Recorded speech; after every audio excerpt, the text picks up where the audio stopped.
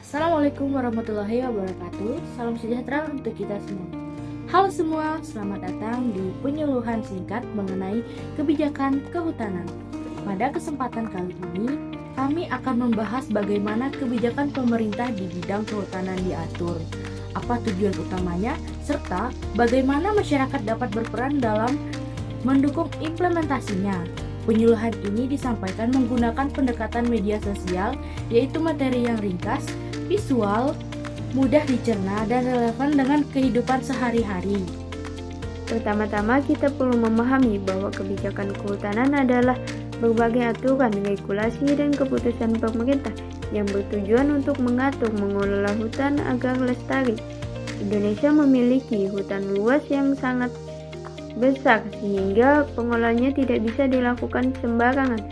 Kebijakan kehutanan hadir untuk memastikan hutan tetap terjaga tetapi tetap dapat dimanfaatkan oleh masyarakat dan industri secara bertanggung jawab. Saya akan menjelaskan salah satu pilar kebijakan kehutanan nasional.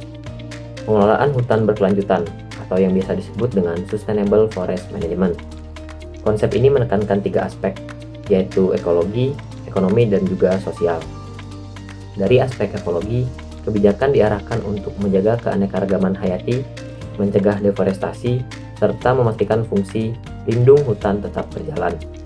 Dari aspek ekonomi, kebijakan memungkinkan pemanfaatan hasil hutan kayu maupun bukan kayu, tetapi melalui mekanisme izin yang jelas, perhitungan volume yang akurat, serta pengawasan dari pemerintah. Dari aspek sosial, kebijakan kehutanan memberikan ruang bagi masyarakat adat, kelompok tani hutan, hingga usaha kecil untuk ikut mengelola dan merasakan manfaat dari hutan.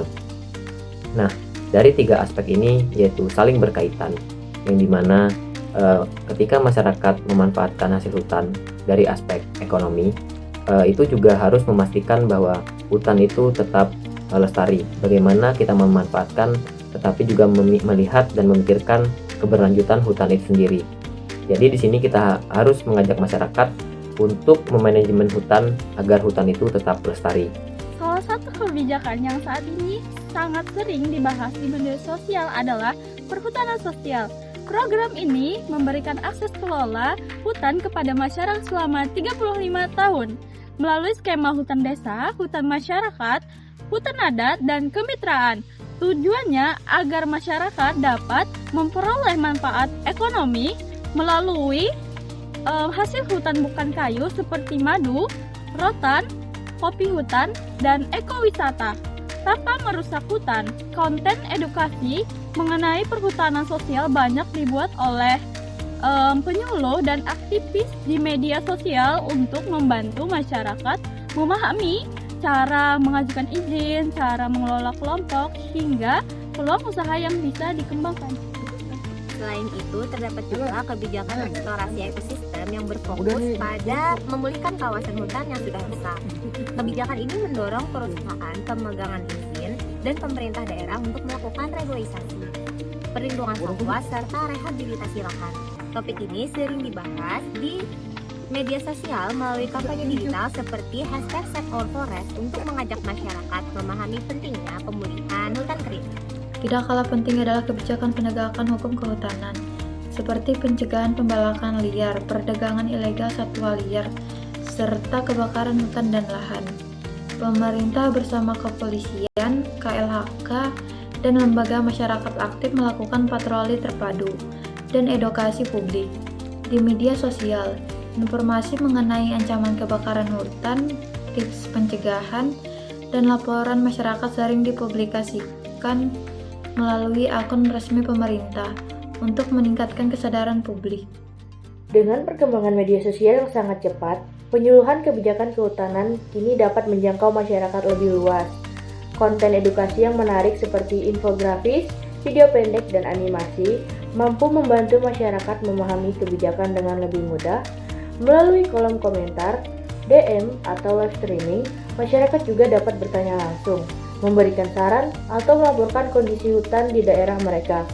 Ini merupakan contoh nyata penerapan metode penyuluhan yang interaktif dan sesuai dengan zaman digital. Sebagai penutup, kebijakan kehutanan bukan hanya urusan pemerintah atau pelaku industri, tetapi merupakan tanggung jawab bersama.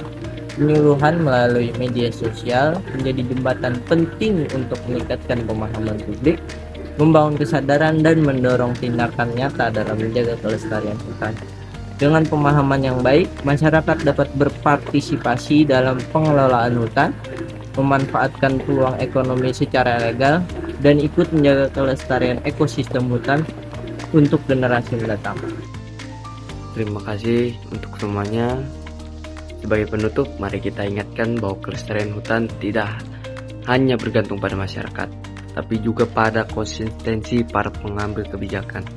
Kita berharap kebijakan kehutanan tidak berhenti sebagai dokumen indah di atas kertas, sementara oknum-oknum tertentu justru sibuk menebang aturan ketimbang menegakkannya. Hutan adalah warisan bersama, maka sudah selayaknya dijaga bersama, bukan dimanfaatkan oleh segelintir orang saja. Semoga upaya kecil kita hari ini menjadi langkah besar menuju hutan Indonesia yang benar-benar lestari, bukan hanya secara slogan tetapi juga dalam tindakan nyata. Sekian, terima kasih. Assalamualaikum warahmatullahi wabarakatuh. Salam lestari.